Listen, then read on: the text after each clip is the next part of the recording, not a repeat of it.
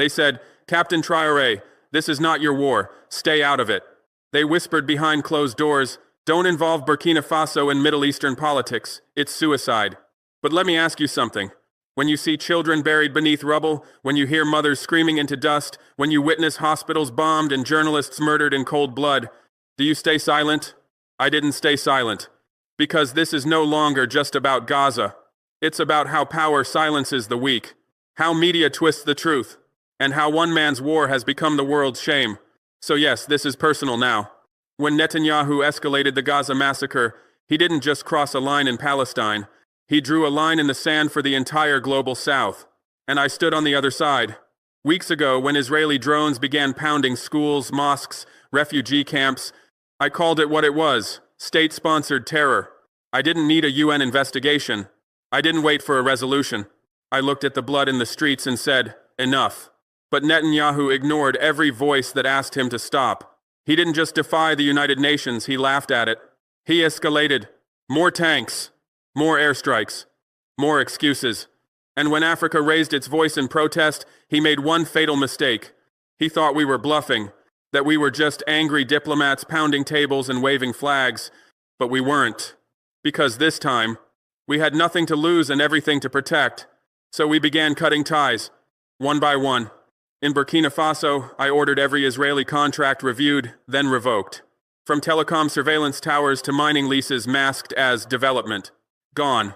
I wasn't isolating my nation. I was liberating it. And Netanyahu, he was stunned.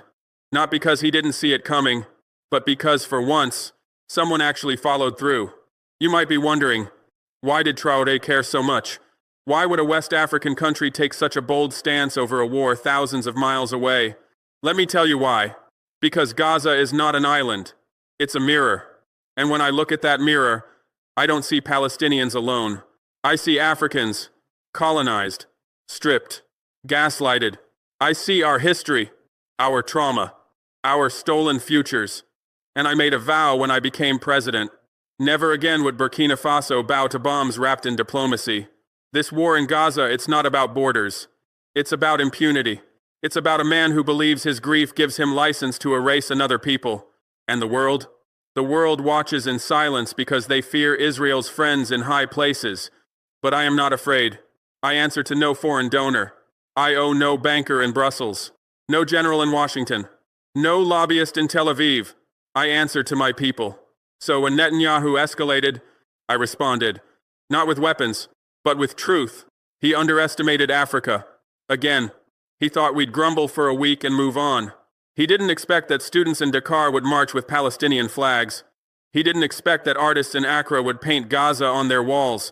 He didn't expect that Bamako, Niamey, Ouagadougou would rise together, because we remember what apartheid looks like.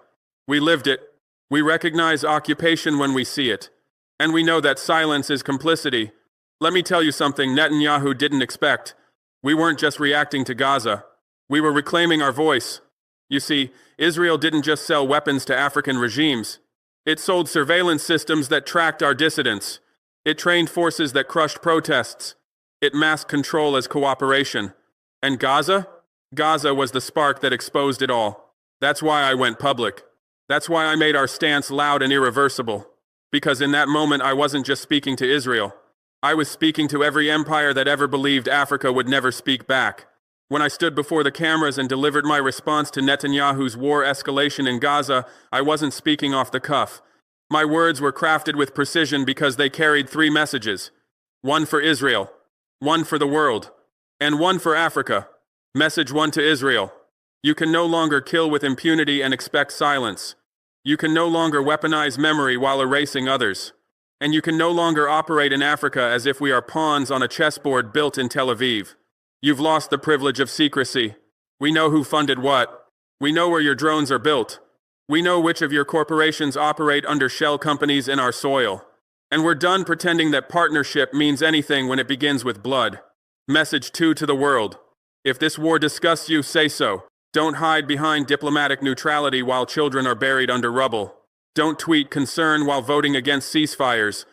Don't call it self-defense when one side holds 90% of the weapons and 100% of the power. History is watching. And history does not forget cowards in suits. Message 3 to Africa. If Burkina Faso can cut ties, so can you. If we can audit our contracts, so can you. If we can say, no more colonial partnerships disguised as aid, then so can the entire continent. Netanyahu's war gave us a moment, and we seized it. Of course, they called me reckless. The same voices that once called Sankara a fool, that mocked Lumumba, that feared Nkrumah. They now whisper in corners, Traore is emotional, he's impulsive, he doesn't understand the cost of diplomacy. Let me explain something to them clearly. Diplomacy that costs my people their dignity is not diplomacy, it's blackmail. I don't sit at the table with those who place missiles beside medicine. I don't negotiate with those who bulldoze homes and then offer blankets. And I certainly don't pretend neutrality in the face of genocide. So if that makes me reckless, so be it. I'd rather be reckless in truth than complicit in silence. And while Netanyahu bombs Gaza into shadows, he's exposed more than he meant to. He's revealed who still profits from death, and who has the courage to speak against it. Let me tell you what you didn't see on the news. The day after I condemned Israel's war publicly, 3 Western ambassadors requested an urgent meeting. They smiled politely. They offered concerns. They reminded me of diplomatic consequences. And then they got to the point. President Traoré, Burkina Faso relies on certain defense systems, certain infrastructure project, certain investments. In other words, be careful or we'll make you pay. But I didn't flinch, because I had already read the file. I already knew which defense systems had backdoors, which investments were extracting 90% of the profit out of my country, which projects came with strings wrapped around our throats. So I told them calmly, we will build differently now, with different allies, and no leash. They left the meeting with tight jaws, but the message was clear. Africa is done begging. But here's what they didn't know. 2 weeks before Gaza exploded into headlines, my intelligence team delivered a classified report, 400 pages, titled, Foreign Interference in Burkina Faso, a 20-year assessment. Page 47 detailed Israeli surveillance contracts dating back to 2003. Page 73 revealed how our telecommunications were being monitored by Tel Aviv. Page 156 showed mining agreements where Israeli companies took 85% of profits while leaving us with environmental disasters. And page 298? Page 298 showed the kill switch. Every piece of Israeli aid came with remote shutdown capabilities. They could cripple our defense systems, crash our communications, and freeze our infrastructure.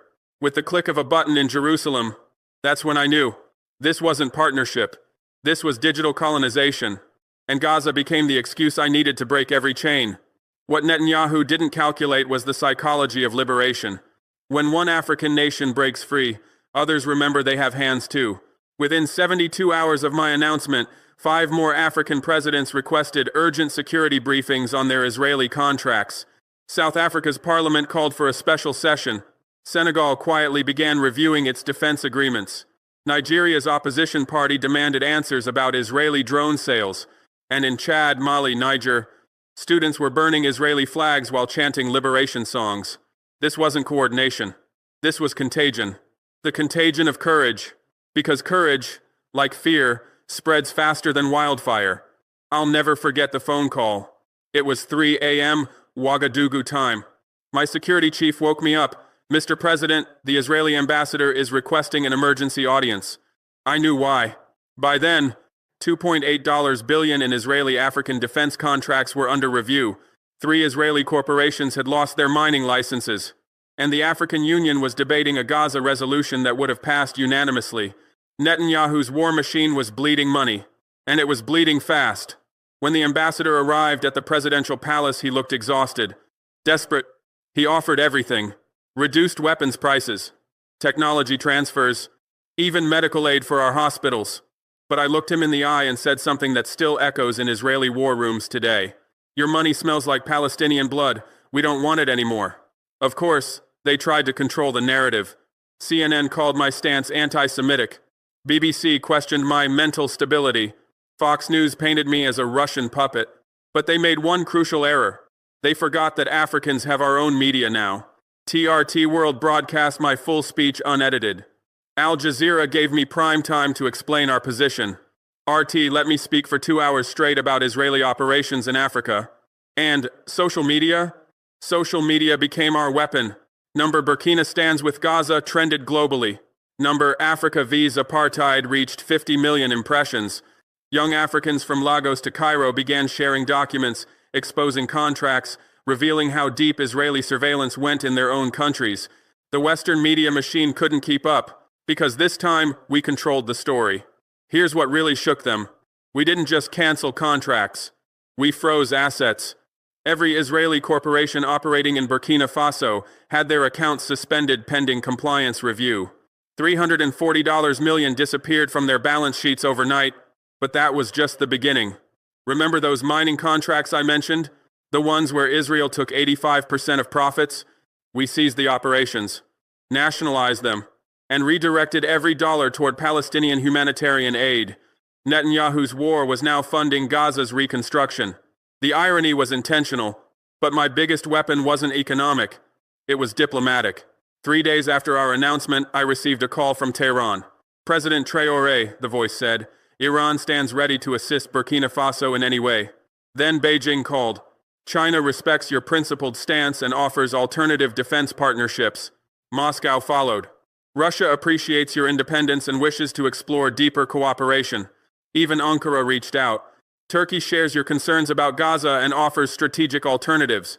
In 1 week, Netanyahu's escalation had driven us into the arms of everyone Israel considers an enemy.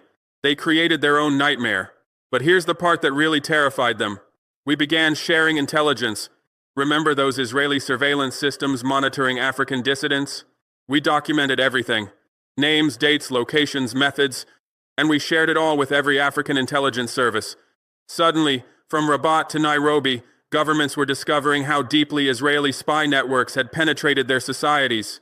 Opposition leaders learned their phones were tapped by Tel Aviv. Journalists found out their sources were being tracked by Israeli software. Civil society groups realized their communications were being monitored by companies with Hebrew names. The surveillance empire was exposed, and Africa was furious. But let me be honest with you. This stance cost me personally. My family received death threats. Our presidential compound was placed under maximum security. French intelligence warned of possible destabilization attempts. American diplomats hinted at economic sanctions.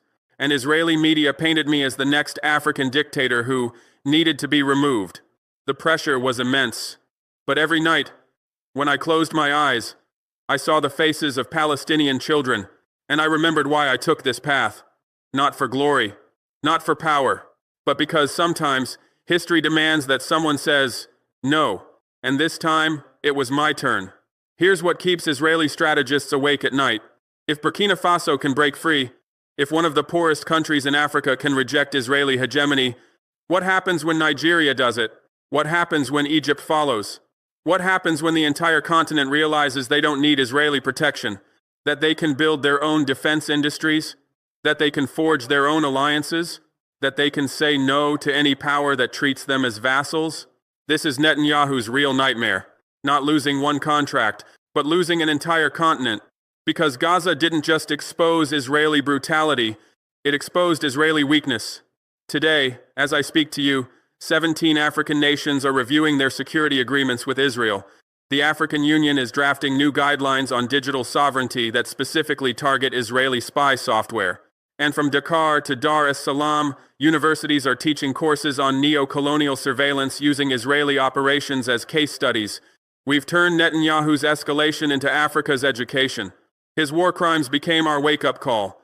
And now there's no going back. Because once you see the chains, you can never unsee them. Once you taste freedom, you can never swallow slavery again. But let me tell you about Operation Sankofa. That's what we called our secret intelligence gathering mission.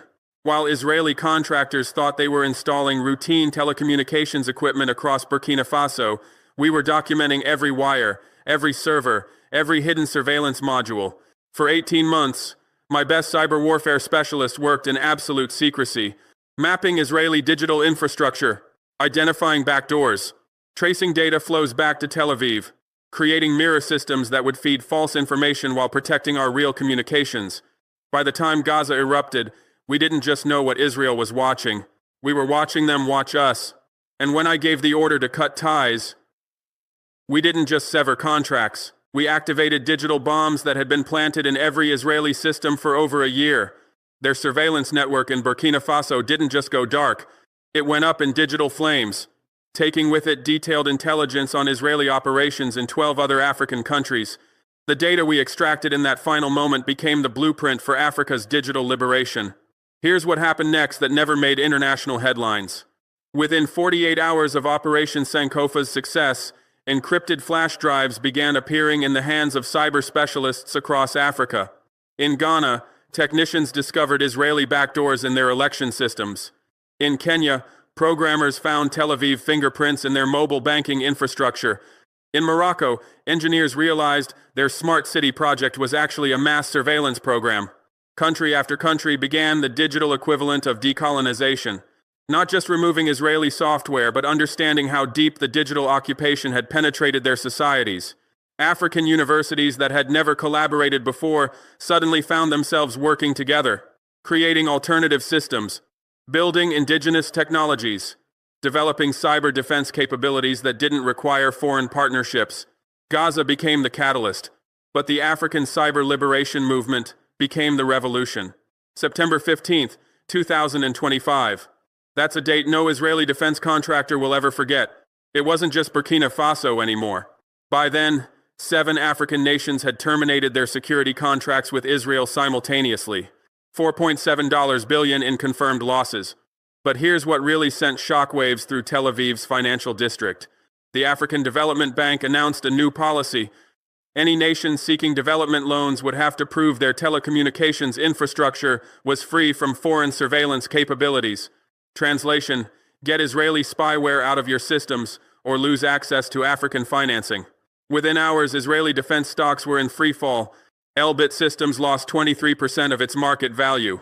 Rafael Advanced Defense Systems saw its share price cut in half. And NSO Group, the company behind Pegasus spyware, went from being worth $1 billion to being essentially worthless, because suddenly their biggest market wasn't buying anymore. Their customers had become their competitors, and their secret weapon had been turned against them. Now let me tell you about the phone call that really terrified Washington. 3 weeks after our Israeli contract cancellations, I received an unexpected visitor.